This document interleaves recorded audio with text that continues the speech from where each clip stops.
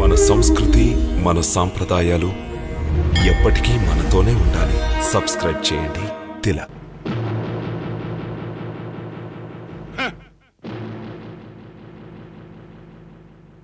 పూతన వెళ్ళింది, తిరిగి రాలేదు. శ్రీధరుడు బ్రాహ్మణుడు వెళ్ళాడు, వాడు తిరిగి రాలేదు. ఒకరు బ్రతికి లేరు, ఒకరు బ్రతికి జీవోత్సవంలో హాహాకారాలు చేస్తున్నారు.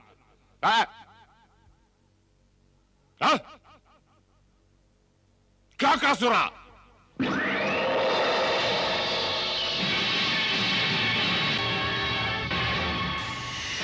మహారాజా, ఆజ్ఞ మహారాజా. మేము ఆజ్ఞనిస్తున్నాం. నీ తీక్షణమైన వేగంతో ఆ బాలుణ్ణి ముక్క ముక్కలుగా చేసే వెళ్ళు.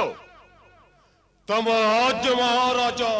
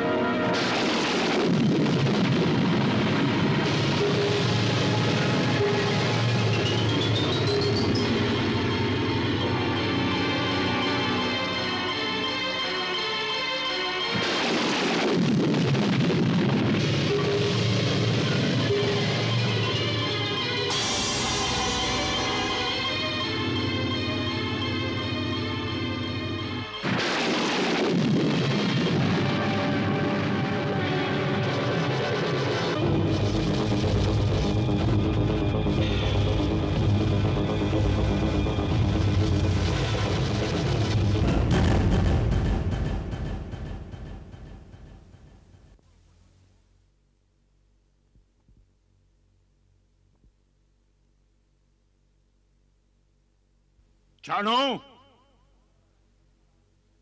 ఇతని శ్వాసల లెక్క కూడా తీరిపోయింది.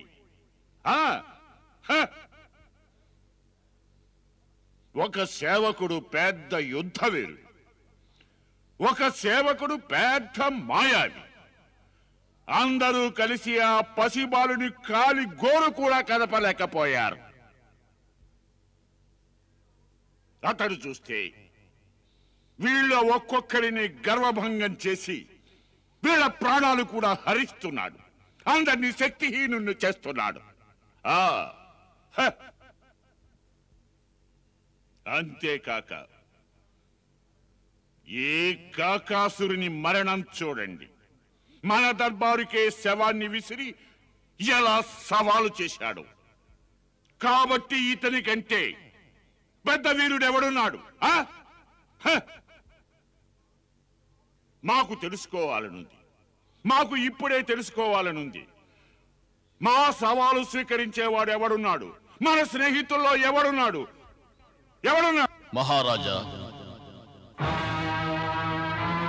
మహారాజా, నా సమక్షంలో అటువంటి నిరాశాజనకమైన మాటలు రానివ్వకండి. నేనున్నాను.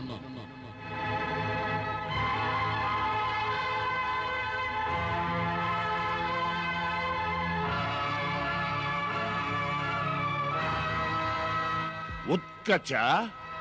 అవును మహారాజా, ఉత్కర్షుడను తమ మిత్రుడను.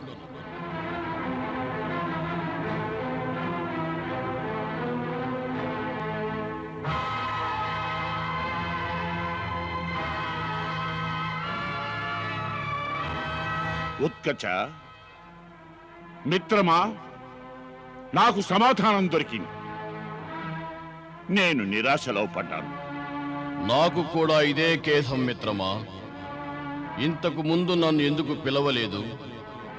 తమకు అందుబాటులో నా శరీరం గోచరించలేదా? అంటే తమ మనసులో నన్ను పిలిపించాలన్న ఉద్దేశం కలుగలేదా?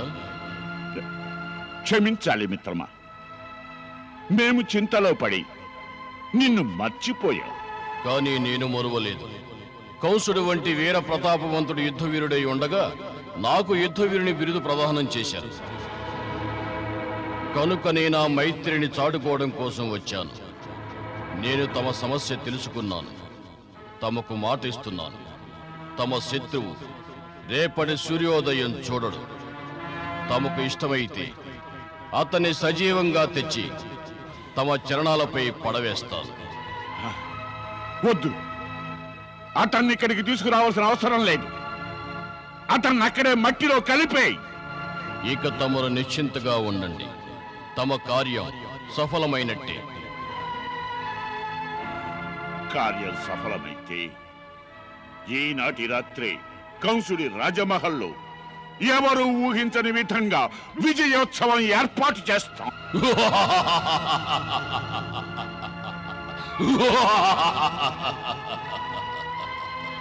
అయితే గీతే అనే శబ్దాలు నా నిఘంటువులో ఉండవు. నేను దైత్యరాజు లక్ష్యుడి పుత్రుడను, ఉత్కచుణ్ణి. అందరి ముందు ప్రతిజ్ఞ చేస్తున్నాను. నేటి సూర్యాస్తమయానికి ముందు తమ శత్రువు అంతమవుతాడు. తమరు ఉత్సవానికి ఏర్పాట్లు చేసుకోండి. అవశ్యం.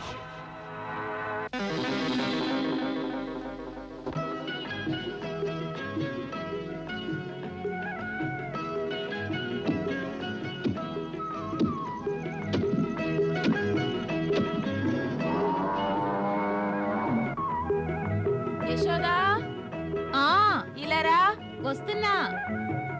నిర్మలా, మీనా.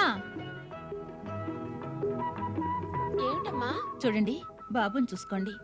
ఉయ్యాల నెమ్మదిగా ఊపండి. నేను లోపలికి వెళ్తున్నాను. ఇప్పుడే వచ్చేస్తాను. అలాగే. అర్థమైందా?